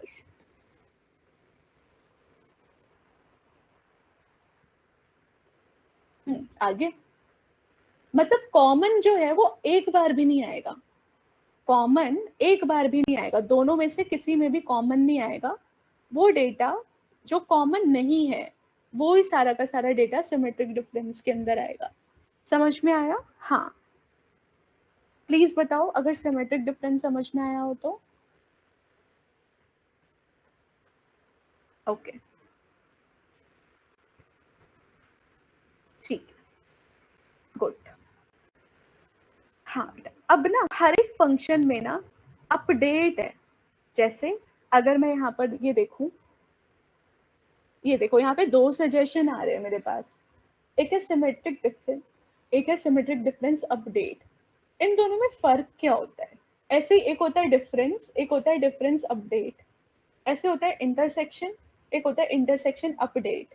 मैं समझा देती हूँ अपडेट का मतलब क्या होता है। देखो अपडेट का मतलब ये होता है, अभी क्या हो रहा है कि हम जो भी आंसर निकाल रहे हैं ना, वो आंसर हमें तीसरे सेट में लेना पड़ रहा है ना। जो भी इनका आंसर आ रहा है उसको हमें क्या करना पड़ रहा है, एक नए सेट में लेना पड़ रहा है और फिर हम उसको प्रिंट करा रहे हैं। अगर मैं ऐसे लिखूं, अगर मैं ऐसे लिखूं,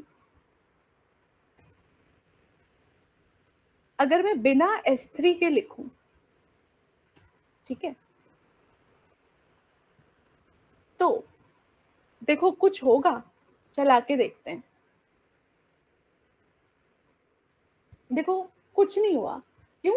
उसने एज इट इज यही वाला डेटा प्रिंट करके दे दिया। होता क्या है, जब हम कोई भी ऑपरेशन परफॉर्म कर रहे हैं तो हम उसे कहीं एक नए सेट में स्टोर करा रहे हैं, है ना। ये समझ में आया? जब हम कोई भी ऑपरेशन परफॉर्म कर रहे हैं तो हम उसे एक नए सेट में स्टोर करा रहे हैं। जो अपडेट है ना, अपडेट कहता है कि आप क्या करो, आपको थर्ड वेरिएबल लेने की जरूरत नहीं है। आप क्या करो, आप ओरिजिनल सेट को ही मॉडिफाई कर दो। मतलब अगर मैं यहाँ पर सिमेट्रिक डिफरेंस की जगह अगर मैं यहाँ पर लिखूं सिमेट्रिक डिफरेंस अपडेट, तो ये क्या करेगा, इन दोनों का जो आंसर आया ना वो S1 में डाल देगा। दोबारा समझाओ, इन दोनों का जो भी आंसर आएगा, S1 और S2 का जो भी सिमेट्रिक डिफरेंस आएगा, ये उसको कहाँ डाल देगा, S1 में। क्योंकि S1 में क्यों डालेगा, क्योंकि S1 मैंने पहले लिखा है। अगर मैं ऐसे लिखूं S2 dot symmetric difference S1, इसका मतलब इन दोनों का जो भी सिमेट्रिक डिफरेंस आएगा उसका आंसर ये डाल देगा S2 में। इतना समझ में आया? तो हमें ये जो थर्ड वेरिएबल है इसकी जरूरत नहीं पड़ेगी। एक मिनट। तो अब अगर मैं इस S1 को प्रिंट कराऊं तो मुझे आउटपुट मिलेगा, क्या मिलेगा, जैन मार्च नवंबर दिसंबर। देखो आ गया डिफरेंस, समझ में आया? प्लीज बताओ, अपडेट वाले फंक्शन में और बिना अपडेट वाले फंक्शन में नहीं आया? अच्छा देखो बेटा, यहाँ पे अगर मैं ऐसे लिख रही हूँ, दोबारा समझाऊं, ठीक है। देखो अगर मैंने ऐसे लिखा x इज इक्वल टू 10, फिर मैंने लिखा x प्लस 10, फिर मैंने लिखा प्रिंट x, आउटपुट क्या आएगा बताओ आदर्श? ये मैंने कोड लिखा है, x में 10 है, फिर मैंने बोला x प्लस 10, फिर मैंने बोला प्रिंट x, आउटपुट क्या आएगा?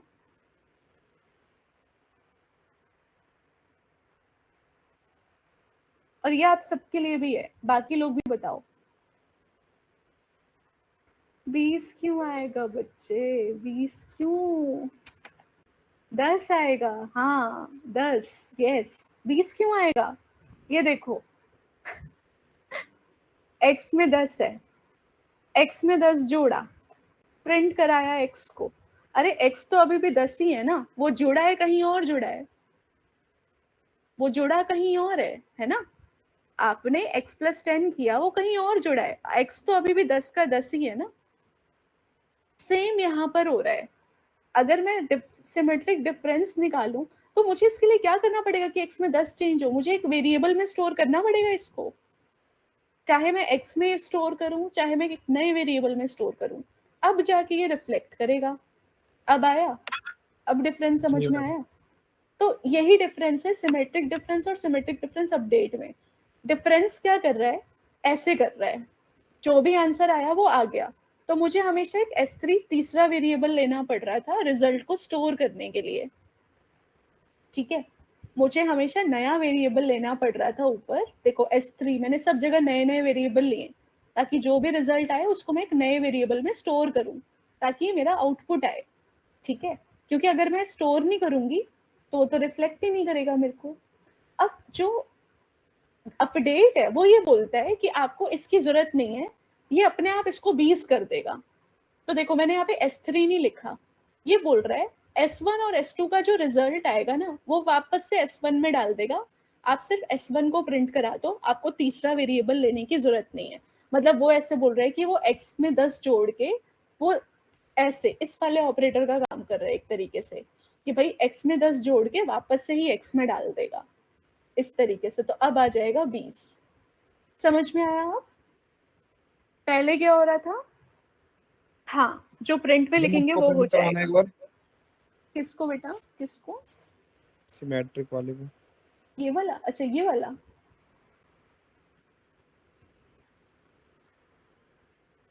ये देखो, तो ये आउटपुट सही आया, बट मैंने बिना S3 बिना तीसरे वेरिएबल के लिए।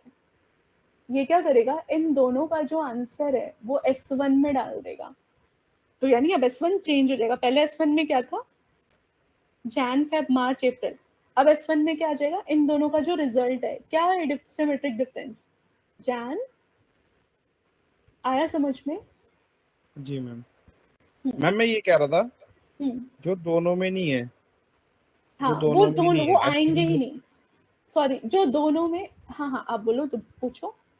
जो दोनों में नहीं है उनको कैसे, वो कैसे पता चलेगा? जो दोनों में नहीं है मतलब इसके हिसाब से क्या आना चाहिए? मतलब मतलब जनवरी भी S1 में, हाँ, जैसे सितंबर नहीं है दोनों में, तो कैसे पता चलेगा? नहीं बेटा वो तो, ये तो स्ट्रिंग है ना, वो तो मंथ्स का अलग हो गया, फिर मेरे को उसको मंथ से कंपेयर करना पड़ेगा। मतलब वो अलग क्वेश्चन हो जाएगा बेटा, ये तो स्ट्रिंग है। जैसे सितंबर जुलाई वो भी चाहिए, तो फिर आपको एक अलग लिस्ट बनानी पड़ेगी मंथ के लिए, ठीक है? वो अलग चीज हो गई। फिर आपको एक नया सेट बनाना पड़ेगा जिसमें आपको 12 मंथ डालने पड़ेंगे। फिर जब आपको देखना है इसमें है इसमें नहीं है, तो वो क्या होता है, डिफरेंस। फिर आपको मंथ्स के सेट में से आपको लिखना पड़ेगा मंथ्स माइनस S1, तो वो पता चल जाएगा जो इसके अंदर प्रेजेंट नहीं है। ओके। करके दिखाऊं या कर जी लोगे? मैम एक बार करके दिखा दो।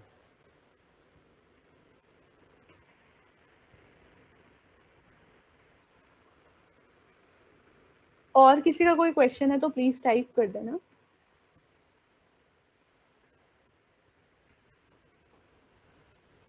पहले हमें ना ये मंथ्स का बनाना पड़ेगा पूरा।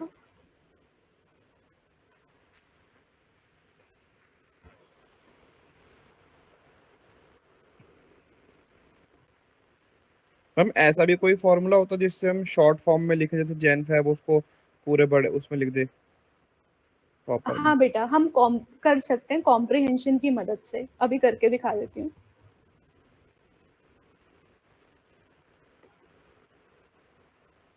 जैसे ये है ना। अब आपको क्या जानना है, जो इसमें है और इसमें नहीं है, जी मतलब मैम। आपको, हाँ, तो आप क्या करोगे यहाँ पे, आप लिख दोगे, मैं आखिरी में प्रिंट करके दिखा देती हूँ, ठीक है? एक सेकेंड। तो हम लिखेंगे प्रिंट, या तो आप प्रिंट के अंदर डायरेक्टली डाल दो, नहीं तो आपको एक तीसरा वेरिएबल लेना पड़ेगा। तो मैं बोल रही हूँ मंथ्स माइनस S1।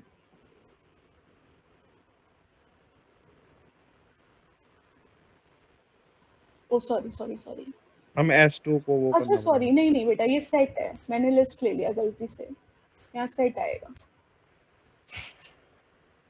हाँ। ठीक,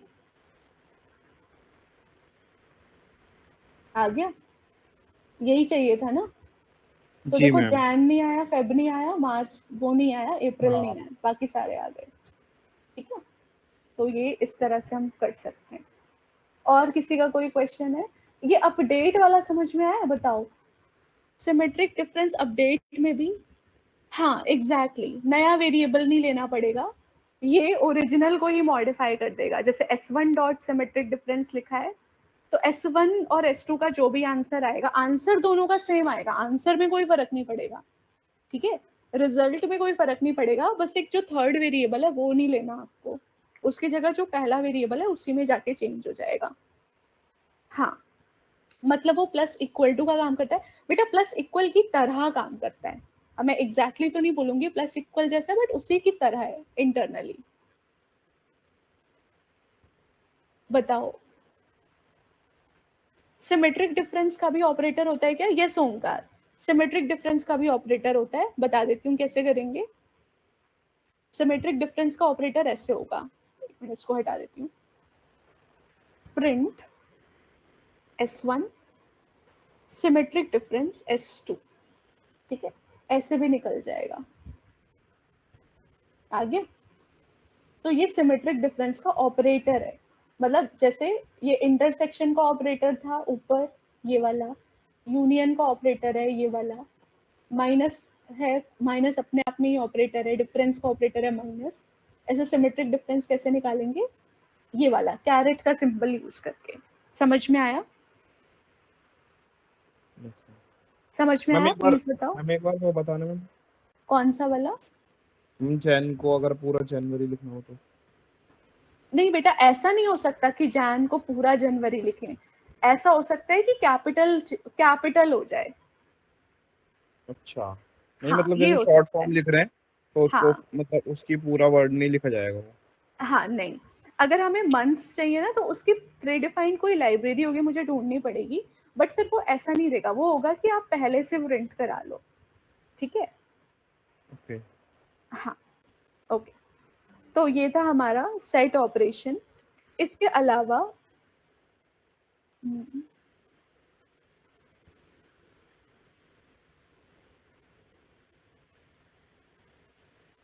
ये बच्चे इतना देर लेट क्यों ज्वाइन कर रहे हैं?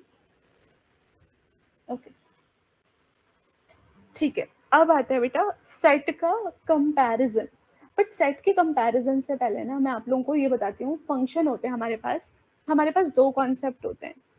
यहाँ पे तीन चीजें बताती हूँ, सुपर सेट, सबसेट और डिसजॉइंट सेट। इन तीनों को के कॉन्सेप्ट को हम अच्छे से समझते हैं। सुपर सेट और सबसेट का मतलब क्या होता है? जैसे मैं बोलूं अल्फाबेट, तो अल्फाबेट जो है उसमें क्या आ जाएगा, A to Z आ जाएंगे, है ना। और अगर मैं बोलूं वॉवल्स, तो वॉवल्स में आएंगे AEIOU, ठीक है। तो मैं ऐसा बोल सकती हूँ जो वॉवल है वो सबसेट है अल्फाबेट का, या मैं ऐसा बोल सकती हूँ अल्फाबेट सुपर सेट है वॉवल का।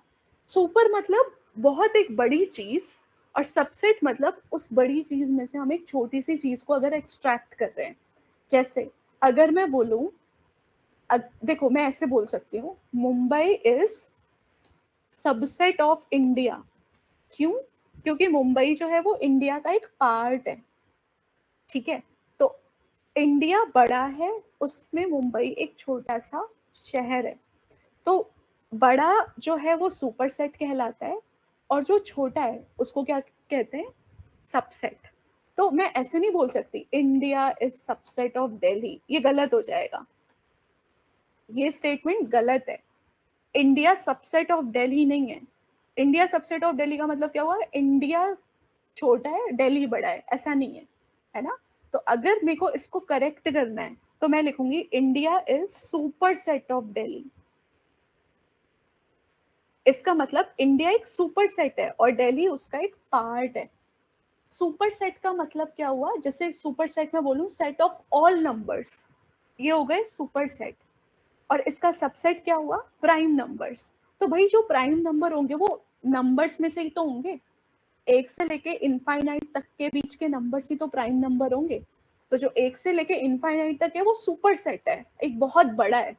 और जो है ये प्राइम नंबर, ये क्या हो गया, सबसेट। मुझे बताओ सबसेट और सुपर सेट का कॉन्सेप्ट समझ में आया? जैसे अल्फाबेट हो गए सुपर सेट, वॉवल हो गया सबसेट, या कॉन्सोनेंट हो गया सबसेट, ठीक है। तो इसको हम किस तरीके से यहाँ पर देख सकते हैं, देखो। अब हाँ, मैं आपको एक चीज और बताती हूँ, अगर हमारे को ना कभी A से Z तक प्रिंट करना हुआ, तो मैंने एक तो आपको फॉर आई इन रेंज में पढ़ाया था, याद है? उससे भी एक इजी सा तरीका है, देखो बताती हूँ।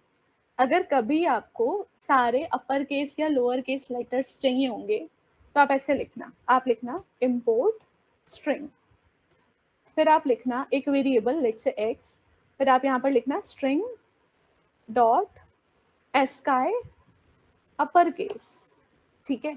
और अब आप प्रिंट कर देना इस एक्स को, देखो ये क्या बोल रहा है, इम्पोर्ट enum, एक मिनट।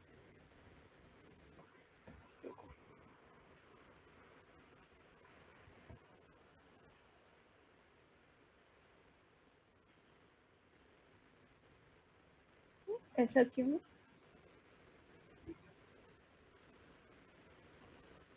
क्या मॉड्यूल नहीं है क्या? types.py, एक मिनट।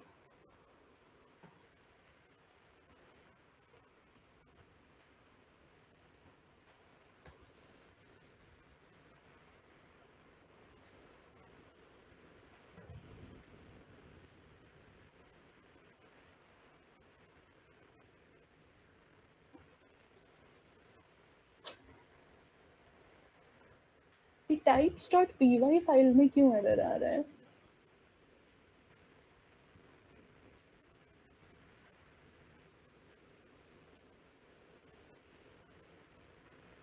एक मिनट रुकना बेटा, मैं इसको ना एक बार ऑनलाइन कंपाइलर पे चला के देखती हूँ।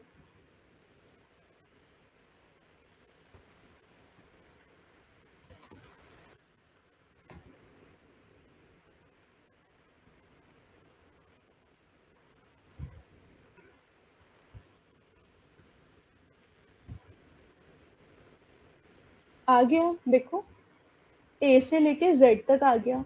आप लोग करना है ना, मेरे में पता नहीं अभी इसमें क्या इश्यू आ रहा है, बट ये कोड ऐसे ही लिखना है। तो देखो ए से लेके जेड तक के सारे अल्फाबेट्स आ गए, और अगर मेरे को इसकी लिस्ट चाहिए तो मैं इसके आगे इसको लिस्ट में टाइप कास्ट कर लूंगी ऐसे। अगर मुझे टपल में चाहिए तो मैं आगे टपल में टाइप कास्ट कर लूंगी। देखो आ गया, इजी। ये कोड लिख लो बेटा, है ना, ये वाला कोड लिख लो। मेरे में पता नहीं क्या इश्यू आ रहा है इसमें, ये वर्क मैम करेगा। मेरे में आ गया, मैम मेरे में आ गया। हाँ, मेरे में पता नहीं क्यों ये types.py नाम की फाइल में कुछ एरर आ रहा है, इसमें पता नहीं, देखना पड़ेगा मेरे को। ठीक है, तो अगर आप ऐसे लिखोगे, अगर आप ऐसे लिखोगे तो आपको स्ट्रिंग मिल जाएगी, अगर आप ऐसे लिखोगे तो आपको लिस्ट फॉर्मेट में मिल जाएगा। ठीक है, सिमिलरली अगर आपको लोअर केस चाहिए तो आप यहाँ पे लोअर केस लिख सकते हो। ठीक है, आप यहाँ पर लिख सकते हो lower case, sky lower case. ठीक है, तो अल्फाबेट्स को, हाँ अल्फाबेट्स को करवाने हो तो हाँ, अगर आपको सारे अल्फाबेट्स प्रिंट करने हैं और आप ऐसे ABCD लिखना नहीं चाहते हो जैसे, है ना, तो आप इनका प्री डिफाइंड का यूज कर सकते हो। इसके अलावा ये देखो, अगर हमारे को सारे स्पेशल सिंबल चाहिए, है ना, अगर मेरे को ये देख सारे स्पेशल सिंबल चाहिए तो मैं यहाँ पर लिखूंगी string.punctuation। ये देखो मैम ऐसे तो फिर सारे मैम ऐसे तो फिर मैम 1 से लेके 100 तक ऐसा कुछ भी होगा इंटीजर में? 1 से 100 तो बेटा रेंज में ही आ जाएगा नहीं, उसके लिए। हाँ वो तो रेंज, वो तो आ जाएगा रेंज में, लिस्ट में वो तो लूप करके। बट क्या हाँ, कहते हैं, ऐसा कुछ नहीं होता इंटीजर में भी ऐसी होता वो कुछ? नहीं रेंज होता है बस, ऐसे नहीं होता, क्योंकि बेटा नंबर्स इनफाइनाइट है ना, ये तो लिमिटेड है, इसलिए इनकी लाइब्रेरी बन गई, हाँ अच्छा अच्छा है ना। मैम, ये लाइब्रेरी होती है? हाँ, ये जो हम इंपोर्ट कर रहे हैं ना स्ट्रिंग्स, ओके। ये लाइब्रेरी है, तो जो और ये, जो चीज इंपोर्ट हो रही है वो लाइब्रेरी है, ऐसे समझ लो। ओके, जो हम इंपोर्ट मैथ करते थे वो भी वो लाइब्रेरी? भी लाइब्रेरी है, हाँ, ओके। वो भी लाइब्रेरी है। वो मैथ की लाइब्रेरी है, स्ट्रिंग की लाइब्रेरी है। तो कभी आपको ये जानना हो कितने स्पेशल सिंबल्स हैं, कौन कौन से स्पेशल सिंबल्स हैं, तो आप इस तरीके से ओके। जान सकते हो। ठीक है, तो ये भी मैं दिख रही हूँ, मेरे में पता नहीं क्यों नहीं चल रहा, बट आप चला लेना, ठीक है, ये वर्क करेगा, कोड सही है ये। ठीक है, इसके अलावा अगर आप मैम यहाँ पर पंक्चुएशन से क्या चला है? सारे के सारे स्पेशल सिंबल्स आ गए, स्पेशल कैरेक्टर्स, सारे स्पेशल कैरेक्टर्स आ जाएंगे। तो अगर आपको कंपेयर करना है कभी इन फ्यूचर कि मैम मेरे उसके लिए स्ट्रिंग में, हमें बार बार इंपोर्ट स्ट्रिंग चलाना पड़ेगा नहीं या एक नहीं, बार एक चला ही के? बार, एक ही बार चलाना है, बार बार नहीं। मैंने देखो एक ही बार लिखा है यहाँ पे। ठीक है, तो ये होता है। बताओ ये चीज समझ में आई सबको? अगर आपको लिस्ट में चाहिए तो आप लिस्ट में कास्ट कर लेना, और अगर आपको लिस्ट नहीं चाहिए, अगर आपको नॉर्मल स्ट्रिंग चाहिए तो आप टाइप कास्ट रहने देना। आया समझ में? तो इस तरह से आप प्री डिफाइंड चीजों को इस्तेमाल कर सकते हो बिना टाइप किए। ओके, ठीक है, तो अब हम यहाँ पर देखते हैं, हाँ अब हम यहाँ पर देखते हैं सुपर सेट और सबसेट। ठीक है, तो सुपर सेट और सबसेट क्या है, वापस से आते हैं अपनी फाइल पे, इसको हटाते हैं यहाँ से। तो मान लो मेरे पास x है, इसमें है लेट्स से 2 4 6 8 10, ठीक है, और मैंने y में लिख दिया 4 2। तो अगर मैं यहाँ पर लिखूं प्रिंट y जो है वो सबसेट है x का, बताओ ट्रू आएगा कि फॉल्स आएगा? मैं बोल रही हूँ जो y है वो सबसेट है x का, ये ट्रू है कि फॉल्स है ये स्टेटमेंट? अभी मैंने सबसेट और सुपरसेट का आपको मतलब समझा दिया, अब बताओ क्या y सबसेट है x का? ट्रू या फॉल्स? True, very good. तो इसका आंसर आएगा ट्रू, क्योंकि 2 4 यहाँ भी है और यहाँ भी है, तो इसी में से ये लिया हुआ है, तो हम यहाँ पे इसका आंसर आ जाएगा ट्रू। देखो आया। फॉल्स कब आता? फॉल्स तब आता जब यहाँ पर लिखा होता 20, तो अब 20 यहाँ तो है बट 20 यहाँ नहीं है, तो अब क्या आंसर आ जाएगा? फॉल्स। समझ में आया? ऐसे ही मैं इस तरह से अगर लिखूं कि print x dot superset y, क्या ये सही है? और अगर मैं लिखूं y सुपरसेट है x का, क्या ये सही है? आउटपुट बताओ क्या आएगा, इनका आउटपुट लिख के बताओ। ऊपर वाले का आउटपुट क्या आएगा और नीचे वाले का आउटपुट क्या आएगा? हाँ, ट्रू एंड फॉल्स, यस, पहला स्टेटमेंट फॉल्स है। ठीक है, अब आता है बेटा डिसजॉइंट सेट। डिसजॉइंट सेट क्या होता है? वो सेट जिसमें कुछ भी कॉमन नहीं है, उसको डिसजॉइंट सेट बोलते हैं। डिसजॉइंट सेट का मतलब that has no common element. जैसे कि मैं बोलूं सेट ऑफ सीजन्स और मैं बोलूं सेट ऑफ मंथ्स, क्या इसमें कुछ भी कॉमन है? सीजन तो होगा आपका समर विंटर, है ना, और मंथ्स क्या होंगे? जनवरी फरवरी, इनमें कुछ कॉमन है?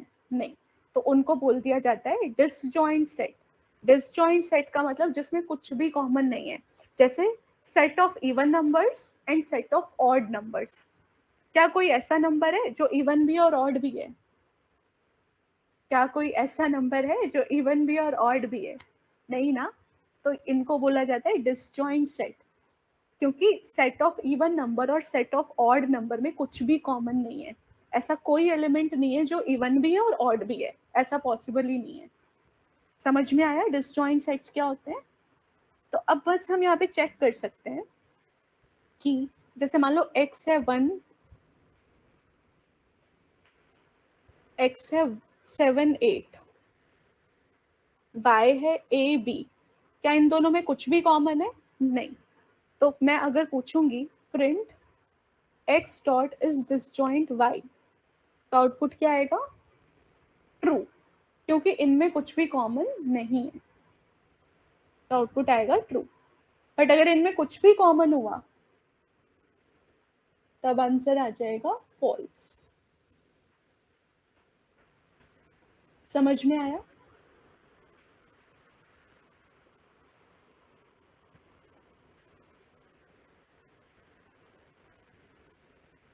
समझ में आया ये? जी मैम। ओके, अब बेटा हम ना यहाँ पर लेस देन ग्रेटर देन का सिंबल लगा के भी कंपेयर कर सकते हैं सेट के अंदर। जैसे मैं यहाँ पर लिखूं, अब ये सब हटाते हैं। ये जो आपने सबसेट और सुपरसेट किया, अगर हाँ, इसमें x की वैल्यू 2 4 होती सिर्फ और y 4 2, तब क्या आता इसका आंसर मैम? कहाँ पर बेटा, कहाँ पर? ये ये जो ऐसे x, होता? हाँ हाँ हाँ 2 तो 4 है, होता हाँ है, इसमें ऑर्डर तो मैटर ही नहीं करता है ना, सेट में तो ऑर्डर मैटर ही नहीं करता, कोई भी कहीं भी हो। तो हाँ y ये सबसेट आएगा। है इसका। हाँ, तो y सबसेट है x का और x भी सबसेट है y का, क्योंकि all elements of y are present in x and all elements of x are present in y। तो आप ऐसा भी बोल सकते हो y सबसेट है x का, और आप ऐसे भी बोल सकते हो x सबसेट है y का। क्योंकि वो बस एलिमेंट बाय एलिमेंट चेक करेगा। अगर उसको 4 यहाँ भी मिलेगा, उसको 2 यहाँ भी मिल गया, तो वो ट्रू दे देगा। अगर उसको एक ऐसा एलिमेंट मिला जो यहाँ तो है यहाँ नहीं है, तब फॉल्स दे देगा। ठीक है। Okay ma'am. और वैसे हम इन दोनों को बोलते हैं इक्विवेलेंट सेट। ठीक है। तो हम उसके लिए भी मैं अभी आपको बता रही हूँ, अगर आप सेट को कंपेयर कर सकते हो। ठीक है। जैसे कि यही वाला सेट अगर हम एग्जांपल में लें, तो मान लो यहाँ पर है 2 4 6 8। ठीक है। तो मैं अगर बोलूं print x greater than y, greater than y का मतलब है यहाँ पे कि x बड़ा है y से। बड़ा मतलब यहाँ पर सुपर सेट है। ठीक है। तो इसका आंसर आएगा ट्रू। x बड़ा है y से, इसका मतलब है क्या x सुपर सेट है y का? तो हाँ, x सुपर सेट है y का, इसलिए आंसर आ रहा है ट्रू।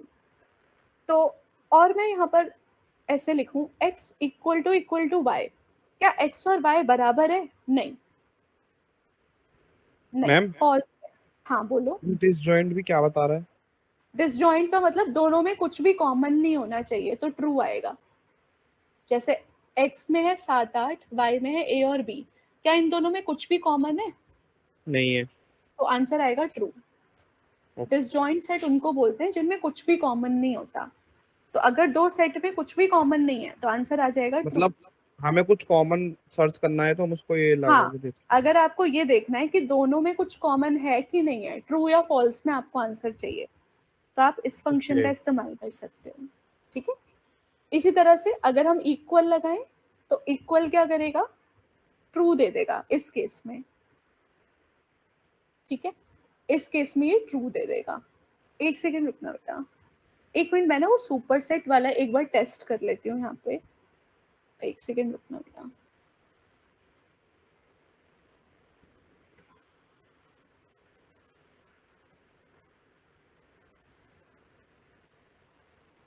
हाँ, देखो सुपर सेट तो है, अभी मुझसे किसी ने क्वेश्चन पूछा था, है ना? तो ये सुपर सेट तो है। देखो सुपर सेट में क्या पता चलता है कि इसके जो एलिमेंट है वो इसमें है कि नहीं। तो देखो वो तो है, तो इसका आंसर क्या आ रहा है? ट्रू। मगर जब हम ग्रेटर लगा रहे हैं ना, तो ग्रेटर में इक्वल वाला कंसिडर नहीं हो रहा। मतलब देखो अभी ये दोनों इक्वल हैं, है ना? ऑर्डर से कोई फर्क नहीं पड़ता, कोई भी कहीं भी हो। तो जब मैं ग्रेटर देन का सिंबल लगाऊंगी तो ये फॉल्स देगा। बट अगर मैं आपसे सुपर सेट पूछूं तो इसका आंसर आ जाएगा ट्रू। ये चीज आपको ध्यान रखनी है। ठीक है। और इक्विवेलेंट सेट है या नहीं, उसके लिए हम लोग इक्वल इक्वल का इस्तेमाल कर सकते हैं। बताओ समझ में आया कि नहीं? ओके, ठीक है। तो बेटा ये थे हमारे सेट ऑपरेशंस। तो आई थिंक हाँ, हमारा सेट ऑपरेशंस वाला टॉपिक खत्म हो गया है। अब बस एक चीज है, फ्रोजन सेट। फ्रोजन सेट क्या होता है ये मैं आपको बता देती हूँ, फिर हमारा सेट टॉपिक खत्म हो जाएगा। फ्रोजन सेट, फ्रोजन सेट कुछ नहीं होता। जो सेट होता है ना वो हमारा क्या होता है? सेट होता है म्यूटेबल। कोई आपको बोले कि सेट को इम्यूटेबल बना दो, उसके लिए बस हम फ्रोजन सेट बनाते हैं। तो फ्रोजन सेट बनाने से क्या होता है? Is use to create an immutable set. बस ये काम होता है इसका। इसका यूज आपको मोस्टली कम मिले, बट अगर कोई आपको बोले कि भाई सेट में हमें कुछ भी चेंजेस अलाउ नहीं करने, ना हमें उसमें ऐड करना है ना हमें उसमें रिमूव करना है, मतलब सेट को हमें बिल्कुल टपल जैसा बनाना है, ठीक है, तो हम क्या करेंगे? फ्रोजन सेट का इस्तेमाल करेंगे। तो फ्रोजन सेट कैसे बनता है? फ्रोजन सेट ऐसे बनता है, S is equal to frozen set. और अब हम यहाँ पे कोई डेटा डाल देते हैं, प्रिंट करा लेते हैं।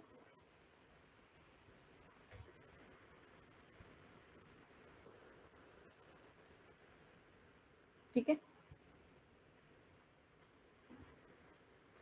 देखो आ गया।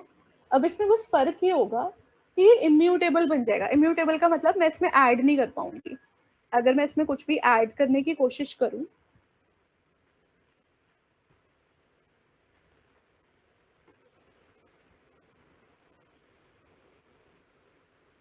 तो ये नहीं होगा।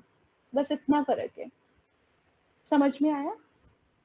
सेट और फ्रोजन सेट में इतना डिफरेंस है कि सेट में आप ऐड और डिलीट कर सकते हो, फ्रोजन सेट आप बना दोगे तो ना आप ऐड कर पाओगे ना आप डिलीट कर पाओगे, कोई फंक्शन यहाँ पे काम नहीं करेगा।